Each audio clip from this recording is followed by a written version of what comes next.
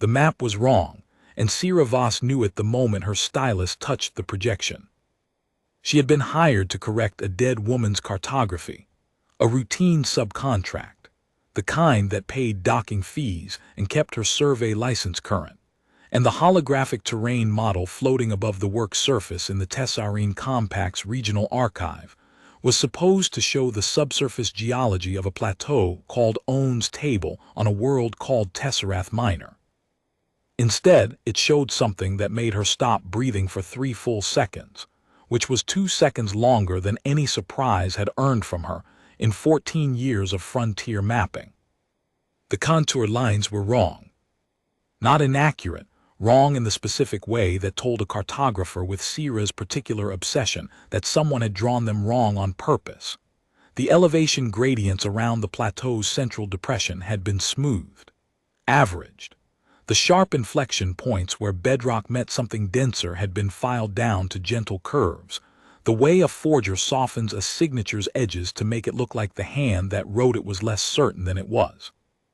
Dr. Elen Roth, the deceased surveyor whose incomplete work Sira had inherited, had mapped the plateau honestly for 11 months, and then, in her final dataset, submitted 6 days before her shuttle's life support failed on the return transit, had lied. Sira pulled the raw scanner data from Roth's original files and overlaid it on the smoothed model. The discrepancy was immediate. Beneath the plateau's central depression, at a depth of 40 meters, the raw data showed a void. Not geological, the density readings were too uniform, the edges too regular. A constructed space, roughly circular, 18 meters in diameter, with walls that returned a material signature Sira's database could not match. Roth had found it. Roth had mapped it accurately. And then Roth had buried the accurate map under a false one, and submitted the false one to the Compact's archive as her final work. Sira leaned back in her chair and looked at the ceiling of the archive workroom, a low, institutional space lit by flat white panels, smelling of recycled air and the faint chemical tang of data crystal storage. She was thinking about money. Not abstractly, specifically. She was thinking about the 1,200 Compact credits remaining in her operating account, about the 3,400 she owed on her ship's docking berth, about the survey license renewal due in 90 days that cost 800 and could not be deferred, and about the particular arithmetic of frontier cartography that made it possible for a woman with 14 years of experience, a reputation for precision that 3 different mining consortiums had relied on, and a spatial intuition that her instructors at the Venara Institute had called exceptional to be, at 41 years old, 11 weeks from insolvency. She was thinking about what an undocumented subsurface void on a plateau that nobody cared about might be worth to the right buyer. She downloaded Roth's raw data to her personal drive, closed the archive terminal, and left the building without filing a correction report. The transit to Tesserath Minor took 9 days. Sira spent them in the cockpit of the Delin, a survey cutter she had owned for 11 years, and maintained with the compulsive attention of someone who understood that the ship was simultaneously her livelihood, her home, and the only asset standing between her and the kind of poverty that frontier cartographers did not recover from. The Delin was old, underpowered, and worth less than what she owed on it. It was also, in the ways that mattered to a woman who spent months alone on unmapped worlds, reliable. The hull did not creak. The air recycler did not smell. The navigation console responded to her inputs with a crispness that newer ships, built for comfort rather than function, could not match. She used the transit time to study Roth's data. The void beneath Ohn's table was not natural. The wall material, whatever it was, returned density readings that exceeded anything in the Compact's geological database. Not rock, not metal in any configuration the database recognized. Something engineered with a uniformity that natural processes did not produce. The void's geometry was precise. A cylinder 18 meters in diameter, 12 meters deep, with a flat floor and vertical walls. No entrance visible in the subsurface scans. No connecting tunnels, no ventilation shafts, no drainage channels. A sealed chamber, buried under 40 meters of plateau basalt, with no apparent way in or out. Roth had found it using the same deep-penetrating scanner array that Sierra would have used, standard survey equipment, the kind that mapped subsurface geology to a resolution of half a meter. The data was clean, the readings consistent across multiple passes. Whatever was down there, it was real. What interested Sierra more than the void itself was the question of why Roth had hidden it. Dr. Alain Roth had been a methodical surveyor with a clean professional record. No disciplinary actions, no flagged reports, no history of data manipulation. She had spent 11 months mapping Tesseract Miner's plateau region with the kind of thoroughness that Sierra recognized as professional kinship. Grid by grid, pass by pass, the patient accumulation of accurate data that was the foundation of everything cartography meant. And then, at the end, she had falsified her own work. People falsified data for two reasons: fear or profit. Roth had died 6 days after submitting the false dataset, which meant she had not lived to collect any profit. That left fear. Sierra filed the thought and continued studying the scans. Fear was useful information, but it did not change the arithmetic. An undocumented constructed void beneath an unmapped plateau was worth something. To the archaeological recovery firms operating in the Tessarine sector, a verified anomaly with unclassifiable material signatures could fetch anywhere from 50,000 to 200,000 compact credits, depending on provenance and exclusivity. Enough to clear every debt she carried. Enough to buy years of solvency instead of weeks. She calculated fuel costs, docking fees, the license renewal, the minimum she would need to hold the Delin's berth for another cycle. Subtracted it all from even the conservative estimate. The margin was enormous. For a woman who had spent 14 years watching margins shrink, the number had a gravitational pull she did not try to resist. She adjusted the Delin's course for Tesseract Miner and did not think about Roth's fear again until the plateau came into view. Owen's table was a basalt mesa 20 kilometers across, flat-topped, sheer-sided, rising 400 meters above a plain of wind-scoured gray soil under a sky the color of tarnished silver. The sun, a white dwarf that gave Tesseract Miner its pale, even daylight, sat at a permanent 20-degree angle above the southern horizon, casting long shadows that did not move. The world had no axial tilt, no seasons, no weather beyond the slow, constant wind that polished the basalt and carried fine gray dust in horizontal sheets across the plain. Sierra set the Delin down on the plateau's eastern rim, 3 kilometers from the central depression, and began her survey the next morning. She worked the way she always worked, systematically with her own equipment, trusting nothing from Roth's dataset except the coordinates. Her scanner array confirmed the void within the first hour. 18 meters in diameter, 12 deep, 40 meters below the surface. Wall material unclassifiable. No entrance. She spent 4 days mapping the void's precise geometry, running redundant passes from different surface positions, cross-referencing her readings against the compact's materials database, and finding the same null result Roth had found. The walls returned a density profile that did not match any known substance, not because the readings were ambiguous, but because they were too clean. Natural materials had impurities, grain variations, density gradients caused by formation conditions. This material was uniform, perfectly, artificially uniform, the way only engineered substances were, and the engineering tolerances it implied exceeded anything the compact's best fabrication facilities could produce. On the evening of the 4th day, she transmitted a compressed data packet to 3 recovery firms, phrased in the careful language of a prospector establishing provenance without revealing coordinates. Unclassifiable subsurface anomaly, engineered construction, material unknown. She named her minimum 80,000 credits and waited for bids while she continued her surface survey. On the 5th day, she found the way in. It was not in the subsurface scans. It was on the surface, a feature so subtle that Roth had either missed it or, more likely, had seen it and chosen not to document it. A ring of shallow grooves cut into the basalt around the central depression, each groove approximately 2 centimeters wide and half a centimeter deep, arranged in a pattern that Sierra's trained eye recognized immediately as non-geological. The grooves were carved, cut with a precision that left the basalt's crystal structure intact on either side of the incision, a technique that required tools operating at a molecular level. She knelt at the edge of the nearest groove and ran her fingertip along its length. The cut was clean, sharp-edged. And at the bottom of the groove, barely visible in the pale daylight, was something that made her breath catch for the second time in 2 weeks. A glyph, tiny, precise, carved into the groove's floor with the same molecular-level accuracy as the groove itself.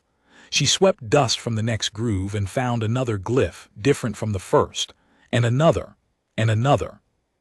A sequence running along the grooves in a pattern that spiraled inward toward the center of the depression, each glyph distinct, each one carved with a precision that her professional eye told her was not merely skillful but deliberate in a way that transcended skill. The work of makers who did not simply cut well, but who understood cutting at a level that made the act itself a form of language. She documented everything with her highest resolution imager, 147 glyphs, running in a tightening spiral from the outer ring to a central point directly above the void's geometric center. The spiral terminated at a flat circular area of basalt, 2 meters in diameter, slightly depressed below the surrounding surface, as smooth and featureless as a lens. Sierra stood at the center and looked down at her feet. The wind moved dust across the plateau in thin streamers that dissolved before they reached the next groove. 40 meters below her, through solid basalt, sat whatever Roth had died protecting.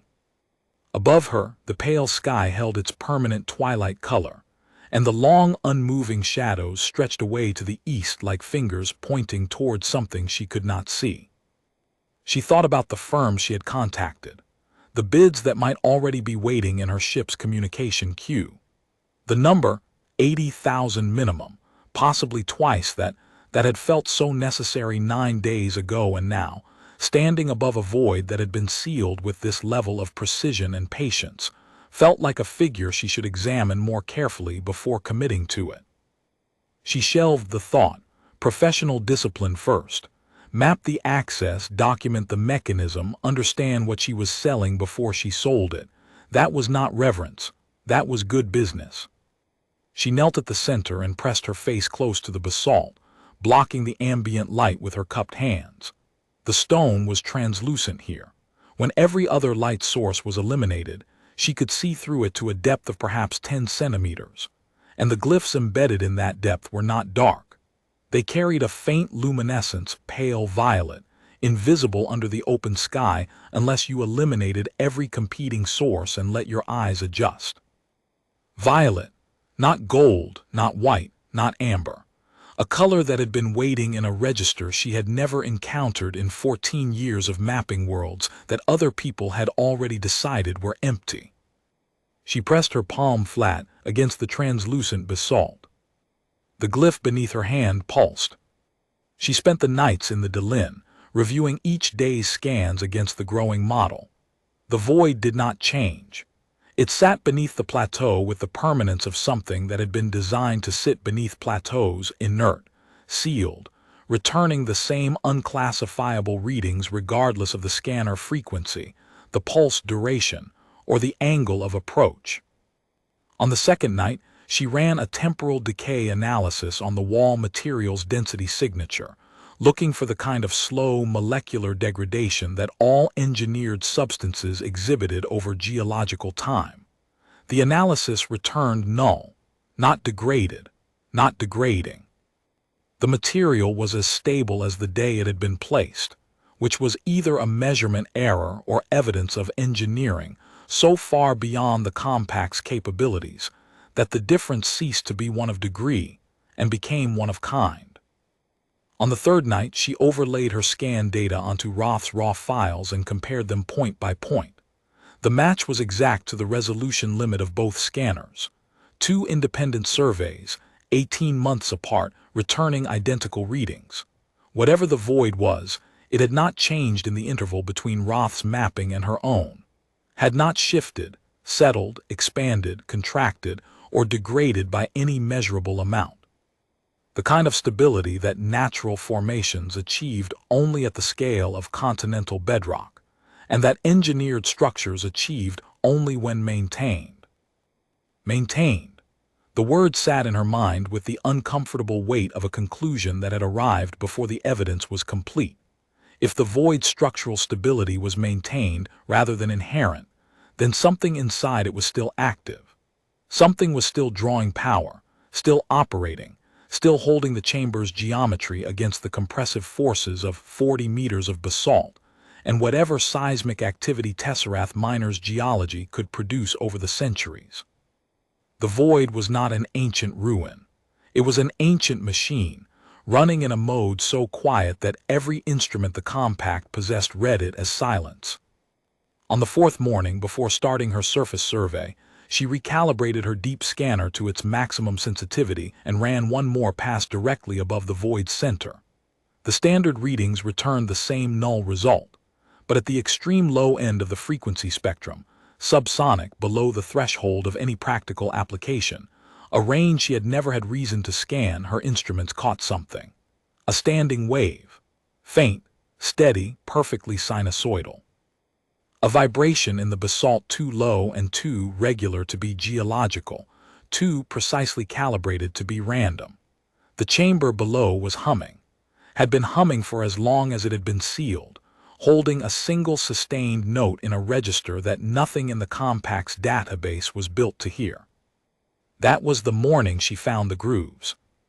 The response was immediate, one glyph, one pulse, one flare of violet light that traveled from the point beneath her palm outward along the spiral groove, illuminating each symbol in sequence like a fuse burning in reverse.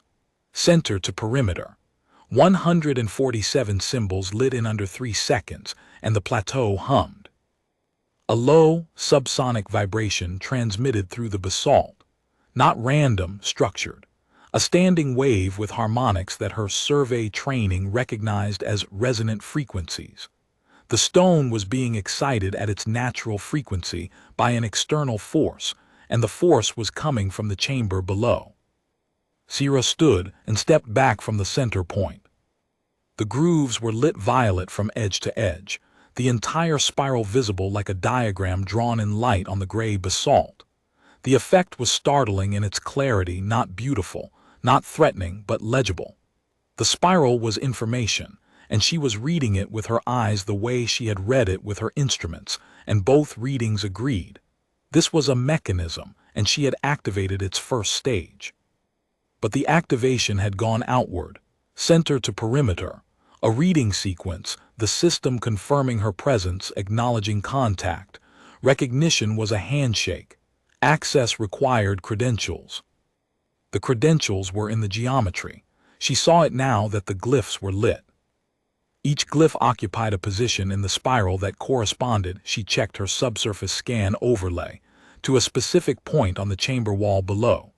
A helical staircase, cut into the inner surface of the chamber wall, sealed with the same unclassifiable material, mapped in miniature by the surface spiral. The reading sequence ran center to perimeter. The access sequence would run the opposite direction, perimeter to center, following the spiral inward, activating each glyph in the order the builders had carved them. She walked to the outermost glyph, knelt, pressed her palm over it.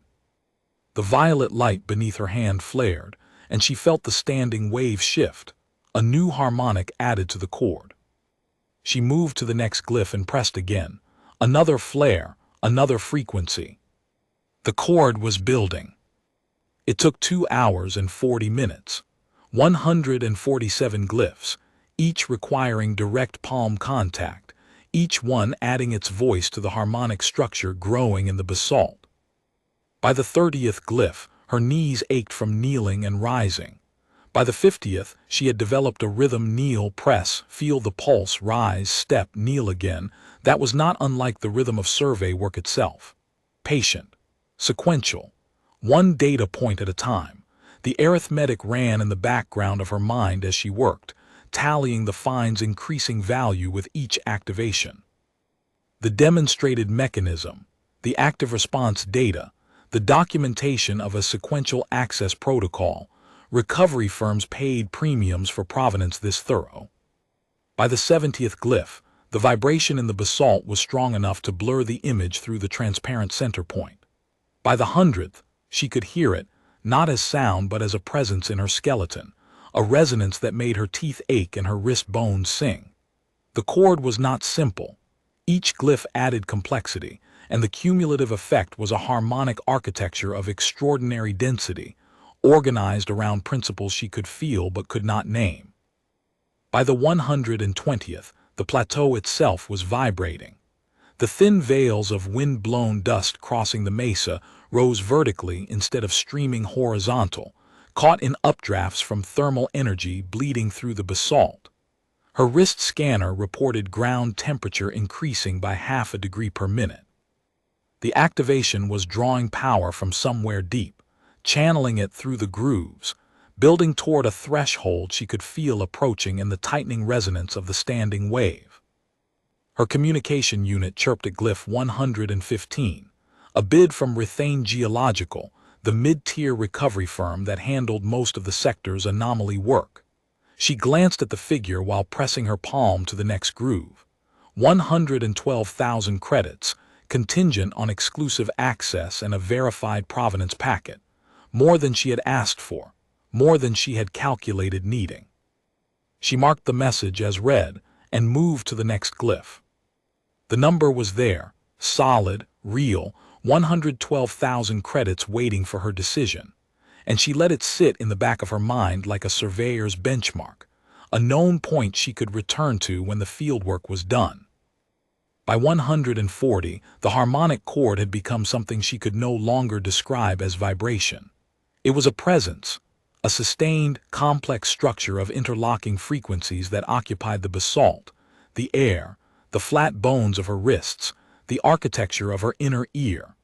Each new glyph refined it, tuned it, brought it closer to a configuration that felt like resolution, like a chord approaching its tonic note.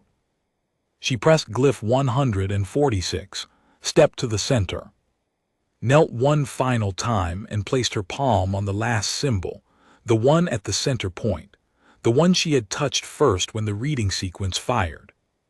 The chord resolved. The transparent basalt beneath her did not shatter. It withdrew. 12 meters of stone retracted downward in a smooth, controlled descent, the material compressing into the chamber walls with molecular precision. 10 seconds. When it was complete, Sierra was standing at the top of a helical staircase carved into the chamber wall's inner surface, 12 meters above a floor lit by violet glyphs, looking down at the thing Elen Roth had hidden from the world. A pillar, 3 meters tall, 0.5 meter wide, standing on a base that merged seamlessly with the chamber floor.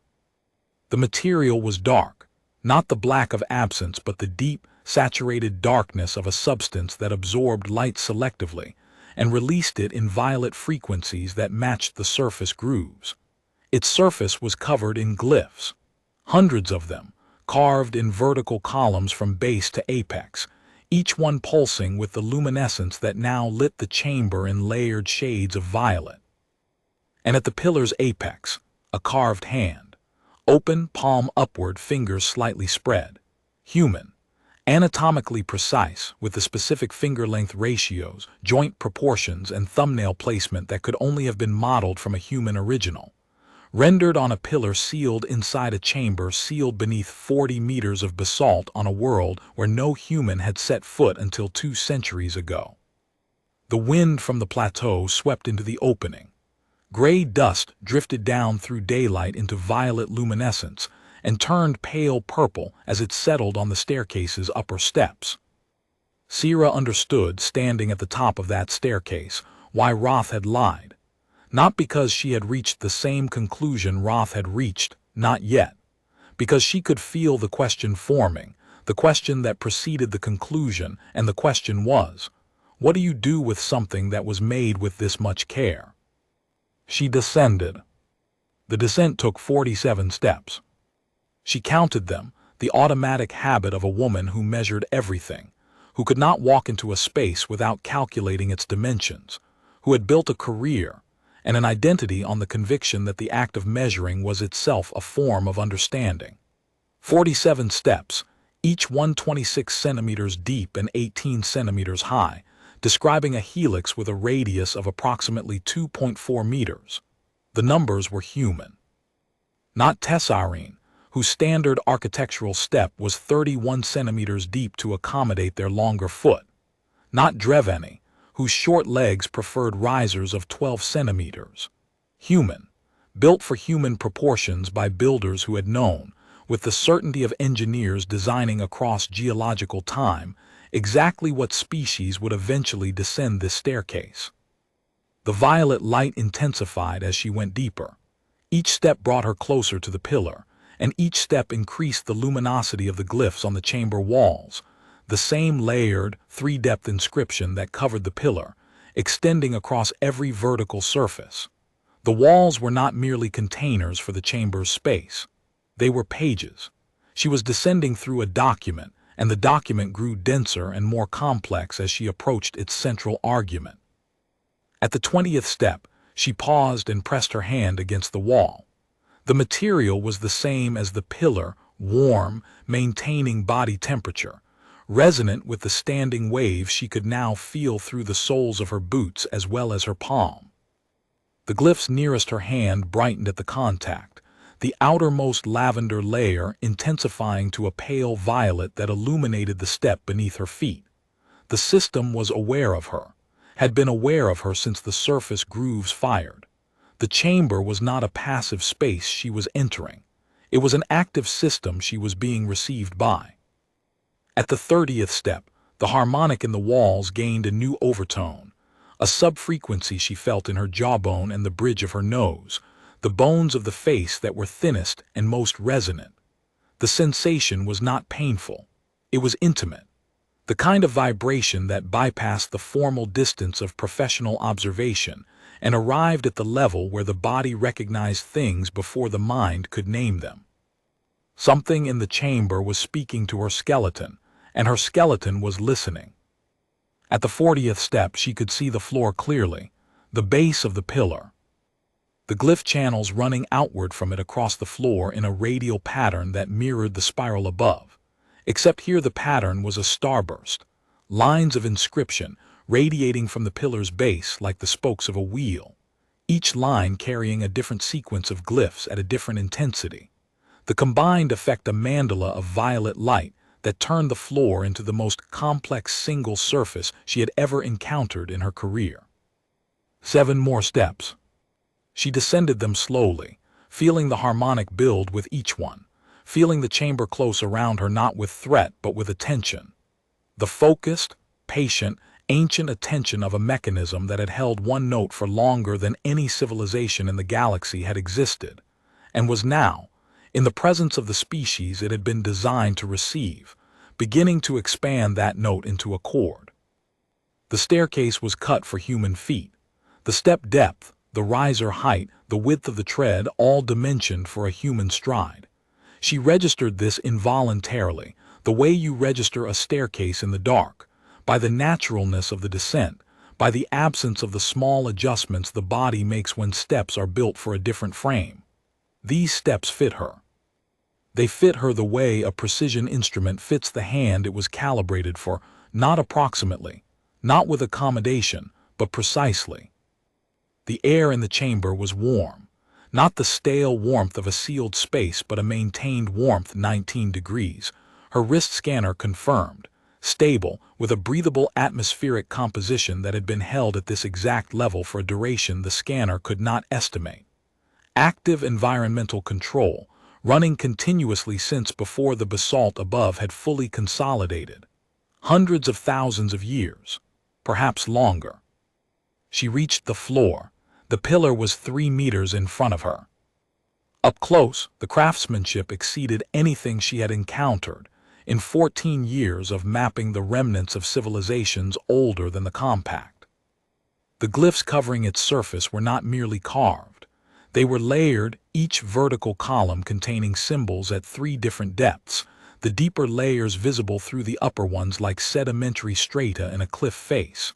Each layer pulsed with a different shade of violet. The outermost was pale, almost lavender. The middle layer was the color of late twilight. The innermost, visible only at points where all 3 aligned, was a rich, saturated indigo that bordered on darkness.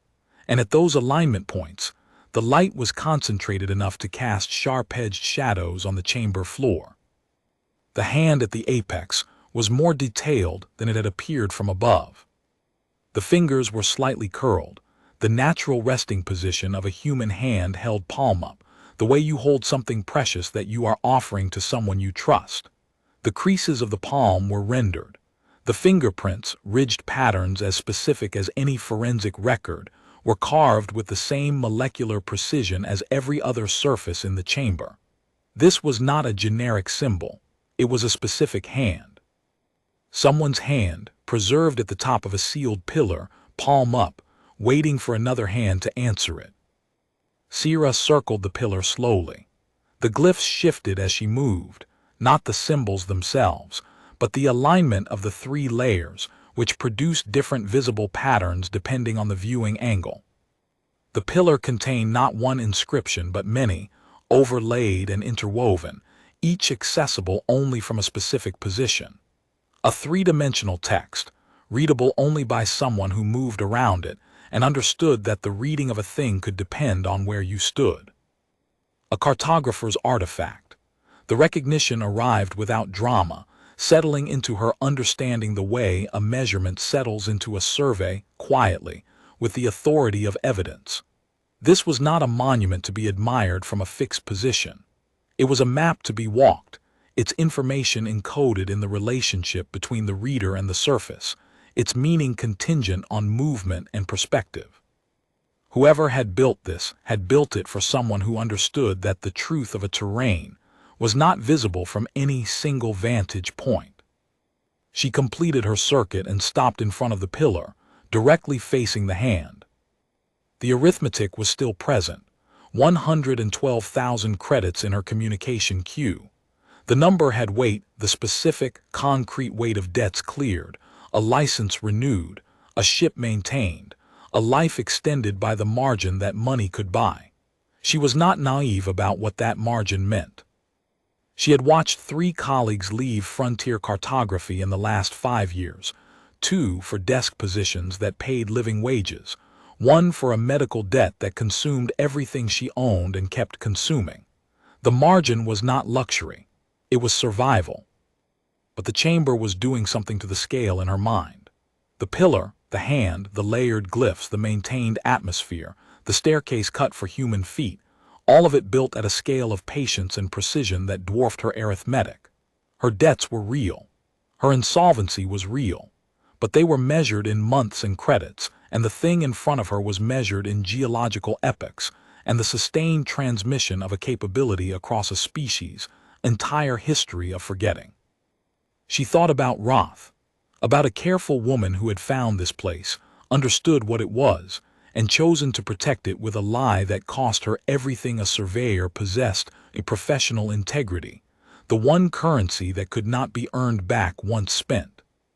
Roth had not contacted a recovery firm, had not named a price, had buried the truth under false contour lines and died without telling anyone what she had found or why she had hidden it. Sierra had come here to sell what Roth had died to protect. She was honest enough with herself to name it clearly, standing in violet light with the offered hand above her. She had come for money. She had come for the worst reason a person could come to a place like this, to extract value from something that was not built to be extracted, to convert the ancient into the transactional, to measure the immeasurable in compact credits and walk away with the number. She reached up and placed her hand on the carved hand. She walked around the pillar a second time, slower now, stopping at each position where the 3 glyph layers aligned to produce the dense indigo points. There were 7 such positions, spaced at irregular intervals around the circumference. At each one, a different configuration of symbols became visible, a different page of the 3-dimensional text, readable only from that specific angle at that specific distance. At the first alignment point, the visible glyphs formed a pattern she recognized from the surface grooves. A spiral, but tighter, more compressed. The symbols packed closer together as though this portion of the text were a summary or an index of what was inscribed above ground. At the second, the glyphs showed something different. A series of parallel vertical lines, each one a different length, arranged in a pattern that her cartographer's instinct identified as a profile view. Elevation data. The pillar contained, among its layered inscriptions, a topographic cross-section of something, a landscape, a structure, a space whose vertical dimension mattered enough to record. At the third alignment point, she found the coordinates. She recognized them not as numbers, the numeral system, if there was one, was as unreadable as the rest, but as a coordinate grid. The spatial relationships between the glyph clusters matched the format of every coordinate system she had ever encountered. An origin point, 2 perpendicular axes, and a series of marked positions distributed across the grid in a pattern that was clearly not random. Someone had mapped something and inscribed the map into this pillar, layered beneath 2 other inscriptions, readable only from a single viewing angle.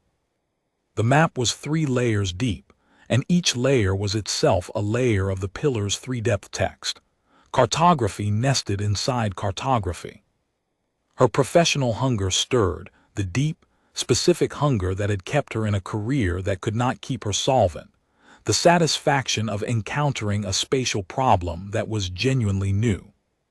In 14 years, she had mapped subsurface geology, atmospheric density gradients, tectonic plate boundaries, and the remnants of 17 different civilizations on 11 different worlds.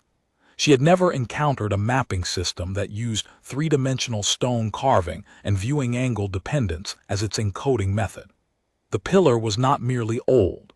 It was sophisticated in a way that reframed her understanding of what cartographic sophistication could mean. At the 4th alignment point, the glyphs showed what appeared to be a biological diagram. Lines radiating from a central figure, the same human form she recognized from the carved hand, toward peripheral symbols that she could not read but that were arranged in the branching pattern of a taxonomy or a family tree. A record of lineage, perhaps, or of capability, or of the specific biological trait that made the hand on the pillar's apex fit a human palm and no other. She did not reach the 5th alignment point. She stopped at the 4th because the biological diagram had changed something in the quality of her attention. Until that moment, she had been cataloging the pillar as an artifact extraordinary, unprecedented, enormously valuable, but still an object to be documented and assessed. The diagram shifted the register. It was a document about her species, about whatever quality of human biology had made the builders carve a human hand into the apex of a pillar, sealed in a chamber sealed beneath a plateau, and wait. The arithmetic in her mind went quiet. Not silent quiet, the way background noise goes quiet when something in the foreground demands attention. The number was still there. The bid was still waiting. But the artifact in front of her was not an object anymore. It was a message, and the message was addressed to her in a handwriting she could not yet read but could already feel in the warmth of the stone, and the resonance of the standing wave, and the 47 steps that fit her stride as though they had been cut to her measure. Which she understood now they had been. The fit was exact. Her fingers settled into the grooves of the carved fingers, her palm pressed against the carved palm, and the contact was warm. Not cold stone against warm skin, warm against warm, the pillar's surface maintained at the precise thermal level of human skin. The sensation bypassed every professional framework she possessed and arrived as something older than analysis, older than arithmetic, older than the 14 years of careful measurement that had shaped her career and narrowed her life to a single sustainable skill. Recognition. Someone had made this for her, not for Sira Voss specifically, for someone like her. A human hand, arriving after a long absence, needing to know in the first moment of contact that this place was not alien, that this was home. The pillar responded. The 3 glyph layers aligned simultaneously from every viewing angle, a physical reconfiguration of the stone itself, an impossibility that told her the material was not stone in any sense her instruments could define. The aligned pattern blazed with concentrated indigo light. The shadows on the floor sharpened to edges she could have cut paper on. The chamber walls became transparent, the same molecular shift she had witnessed in the basalt above, and through the cleared material she could see the engineering that held the chamber together. Support structures, conduit channels, sealed subchambers extending beyond the cylindrical vault into a network of spaces her original scans had not penetrated, all suffused with violet light, all built with the same inhuman precision. The standing wave in the walls shifted from a sustained tone to a structured sequence. The pillar was broadcasting, not electromagnetic, not acoustic in any conventional sense. The signal traveled through the stone, through the basalt, through the bedrock, and Sira felt it in her hand, her wrist, her forearm, her sternum. A vibration that carried information she could not decode but could not mistake for noise. The glyphs on the pillar's surface moved. The aligned symbols rearranged, flowing like spoken language rendered in light, the 3 layers separating and recombining. Dozens of configurations, each holding for a beat before dissolving into the next, a voice finding its words after a silence measured not in years but in geological epochs. Then the cycling stopped. A single line of glyphs held steady on the pillar's face, directly at her eye level. The line pulsed once, twice, 3 times, each pulse brighter, and then held at a steady, intense indigo that threw her shadow hard against the chamber wall. The chamber spoke, not in glyphs, in sound, a single low tone, shaped by the harmonic architecture of the walls into something that occupied the space between word and music. It rose from the floor and the walls and the pillar simultaneously, and it carried a quality Sira had never encountered in any acoustic phenomenon: intention. The sound meant something. It was the audible equivalent of the carved hand, an offering, a recognition-given voice. The tone settled into her rib cage, the resonance narrowed. The gap between feeling and comprehension thinned to a membrane, and she could sense meaning pressing against it from the other side, patient, clear, unhurried, waiting for her the way the hand had waited. She pressed harder against the carved palm, leaned in, let the frequency fill the flat bones of her sternum, the small bones of her inner ear, the architecture of the skull that had been shaped by the same evolutionary lineage that had shaped the hand she was touching. The membrane dissolved. The meaning arrived, not as words, not as translation, but as understanding so direct it felt like memory surfacing after a long submersion. Cartographer of the unbroken thread. The name landed with the weight of a key finding its lock, not imposed, not granted.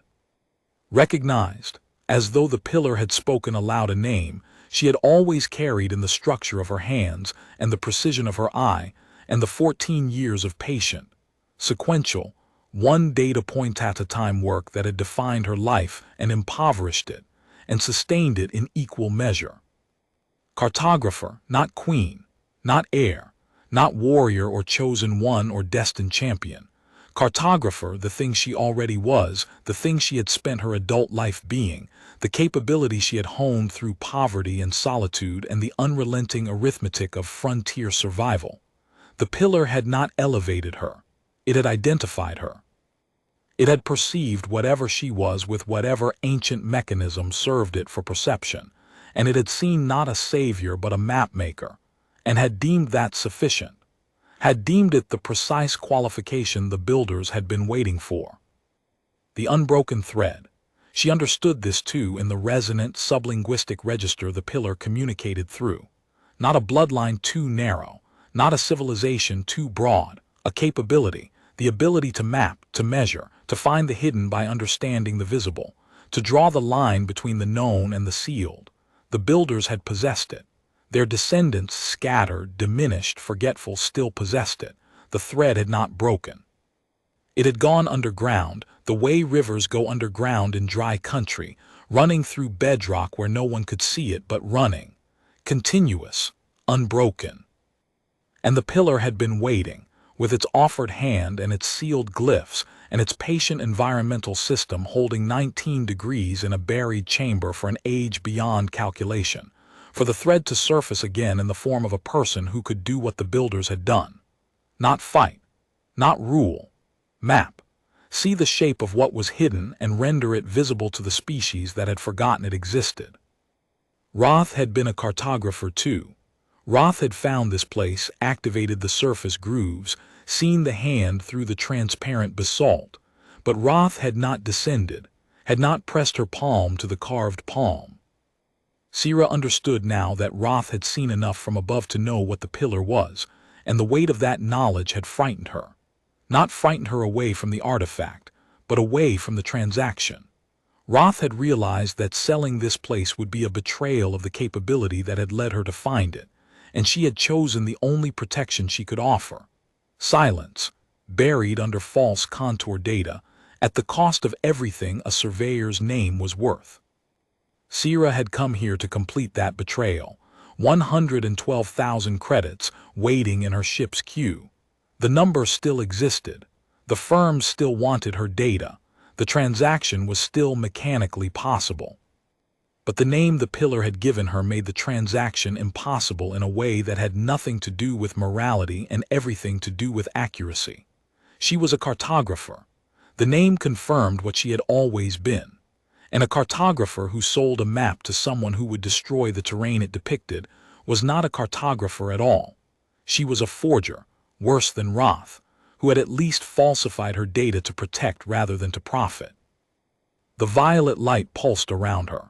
From the subchambers visible through the transparent walls, sounds began, sealed spaces opening, atmospheres equalizing, systems activating in measured sequence after an age of dormancy. The chamber was not the artifact. It was the anteroom. Beyond it, connected by conduits and corridors her original scans could not reach, lay something larger, the archive the builders had sealed for the person who came after the forgetting. The record of a species' first age of building, encoded in layered glyphs that could only be read by someone who understood that truth depended on where you stood and how carefully you moved. The sounds from the subchambers grew louder, not mechanical, too precise for mechanical, too musical. Each seal that released produced a tone that joined the harmonic structure the pillar had been building, and the cumulative effect was a chord of such complexity that Sira could feel it organizing the air in the chamber into standing patterns. Dust motes suspended in the violet light arranged themselves into geometric configurations and held position, trapped at the nodes of the sound waves, tracing the invisible architecture of the chord in 3 dimensions. She watched the dust settle into its pattern and recognized it, not as music, not as physics, but as cartography. The chord was mapping the space around the pillar. Each tone defined a boundary, a dimension, a relationship between one point and another. The sounds from the subchambers were not merely the noise of systems activating. They were the archive announcing its structure, telling her, in the only language it could use before she learned its glyphs, the shape and extent of what lay beyond the anteroom walls. The map was enormous. She could feel its scale and the number of distinct tones, each one representing a chamber, a corridor, a repository. Dozens, perhaps hundreds. An entire complex buried beneath the plateau, connected to the cylindrical anteroom by passages that her surface scans had not detected, because the material that sealed them was indistinguishable from the surrounding basalt, until someone with the right hands activated the right sequence. The pillar pulsed again, a sustained, slow rhythm that she felt in her sternum like a second heartbeat. The glyph line that had given her the name was still visible, still indigo, still holding its configuration with the steady intensity of something that had not merely been said, but inscribed. A name carved into the air the way the builders had carved names into stone, permanent, structural, part of the chamber's architecture now. She looked at her own hands, the palms that had pressed 147 glyphs into light, that had gripped survey instruments and scanner arrays and the Delin's navigation console for 14 years, that had earned calluses from measuring tools rather than weapons or crowns. Ordinary hands, working hands. A cartographer's hands, shaped by the same evolutionary inheritance that had shaped the hand on the pillar, carrying the same capability the builders had carried when they sealed this chamber and walked away. The thread was not metaphorical. Standing in the violet light with the harmonic chord mapping the archive around her, she understood what the pillar meant by the name it had given. The capability to map, to perceive the hidden structure of a space and render it visible, was not a skill she had acquired. It was a trait she had inherited. Deep in the species, deeper than culture or language or memory, the ability to look at a terrain and understand it had been there since before the builders sealed this chamber. It had survived the long forgetting because it was structural, encoded not in any record that could be lost, but in the architecture of perception itself, in the way human eyes tracked contour lines and human hands traced edges and human minds assembled spatial relationships into coherent wholes. The builders had known this, had known that the forgetting would come, that the civilizations they had built would dissolve, that the languages they had carved would become unreadable, that the worlds they had marked would be rediscovered by descendants who carried no conscious memory of ever having been there before. And they had known, with the confidence of people who understood their own species at a depth that the Compact's best xenobiologists had never approached, that the capability would survive. That when a human finally stood in this chamber again, the thread would be there, thinned, unstudied, unpaid, perhaps, but unbroken. The commission the pillar had given her was not a mission. It was a recognition that the work she had already been doing, the patient, sequential, precision-driven work of rendering the invisible visible, was the continuation of something that began before the chamber was sealed. She had not been elevated to a new purpose. She had been told the true name of her existing one. The name hung in the chamber's air, not fading, held. The walls had been shaped to sustain it, the way a bell is shaped to sustain its fundamental tone. Cartographer of the unbroken thread. She pulled her hand from the pillar, not in rejection, in decision. The carved hand's warmth lingered on her palm like a handshake still felt after the hands have parted, and the sensation was not loss but transfer. The warmth was hers now, carried in her skin, in the bones the frequency had tuned, in the understanding that had arrived not as revelation, but as recognition of something she had known her entire professional life without having the language to name it. She turned and looked up at the staircase, at the circle of pale sky visible at its top, at the gray dust still drifting down through daylight into violet luminescence. Then she looked at the walls, at the subchambers activating behind their transparent surfaces, at the corridors extending beyond the cylindrical vault into the archive's deeper reaches, rooms and passages and sealed repositories that held the record the builders had spent geological time preparing. The arithmetic in her head was silent, not overridden, dissolved. The framework that had organized her thinking for 14 years, the endless negotiation between cost and revenue and the narrowing margin that separated working cartographer from former cartographer, had been replaced by a framework she did not yet fully understand, but that felt, in the quiet of the chamber, like the right instrument for the work in front of her. She pulled up her wrist unit. The communication queue held Rethane Geological's bid, 112,000 credits, contingent on exclusive access, and 2 inquiries from smaller firms requesting site coordinates. She read the bid one final time, felt the number's weight, its specific gravity, the pull it exerted on the part of her mind that had spent 14 years counting and calculating and never quite arriving at enough. Then she deleted it, deleted the inquiries, opened a new transmission and addressed it to the compact's Regional Heritage Authority, a bureau she had never contacted in her career, a bureau that frontier cartographers regarded as a bureaucratic obstacle rather than a resource, a bureau whose entire purpose was to prevent exactly the kind of transaction she had spent 9 days planning. She typed 4 sentences, the coordinates of Own's table, the depth and dimensions of the void, the presence of an active artifact of unknown origin and unclassifiable construction, a request for protected site designation under the Compact's Heritage Preservation Code. She did not explain the glyphs, did not describe the hand, did not mention the name the pillar had given her. Those would come later in the careful, sequential, one data point at a time process of documentation that the artifact deserved and that her professional training demanded. For now, the 4 sentences were enough. They were a map's first lines, the boundary markers that said, "This terrain exists and it is not for sale." She sent the transmission, felt the weight of 112,000 credits leave her mind the way pressure leaves a sealed chamber when the seal is broken, all at once, irreversibly, with a settling sensation that was not relief but rightness. The arithmetic of her survival had not changed. She was still 11 weeks from insolvency.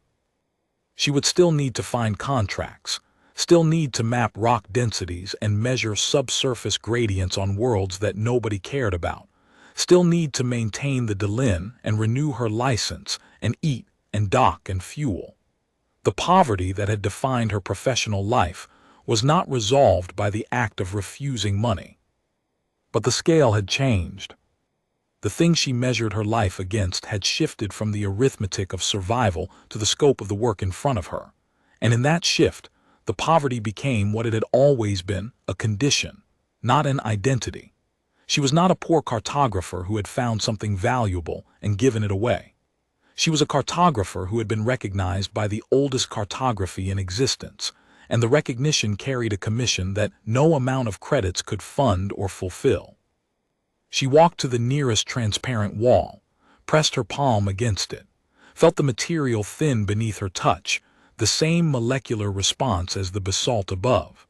A corridor appeared, lit in deep violet, its walls dense with the layered 3-depth glyphs that held not a single document but an archive. A record of who the builders were, what they had mapped, where they had traveled, how far the thread had stretched before it went underground, and how many surfaces it had marked along the way.